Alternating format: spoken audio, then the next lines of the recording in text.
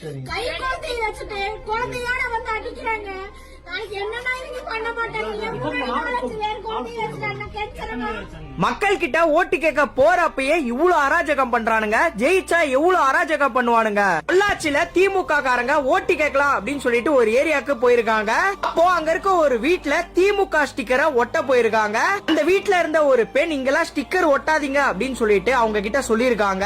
இப்படியே அந்த வீட்டுல இருக்கவங்களுக்கு விருப்பம் இல்லனா மூடிக்கிட்டு போயிருக்கணும். ஆனா இவனுங்க அந்த பொண்ணை அசிங்க அசிங்கமா திட்டி இருக்கானுங்க. அது மட்டும் இல்லாம அந்த பொண்ணு கை குழந்தைய தூக்கி வச்சிருந்திருக்கு. கை குழந்தை இருக்குன்னு கூட பார்க்காம அந்த பொண்ணை தாக்கி இருக்கானுங்க இவனுங்க. அந்த ஏரியால ஓட்டு கேட்டுக்கு திரும்ப போகும்போது இந்த பொண்ணை மிரட்டிட்டு போயிருக்கானுங்க திமுக காரணங்க.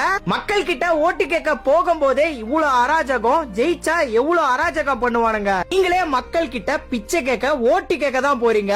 அங்க போய் மக்கள் கிட்ட அராஜகத்தை பண்ணா எப்படி ஓட்டு வரும்னு நினைக்கிறீங்க? மக்களே உங்ககிட்ட சொல்றது என்னன்னா 2026 தேர்தல்ல உங்களுடைய ஓட்டை பார்த்து போடுங்க.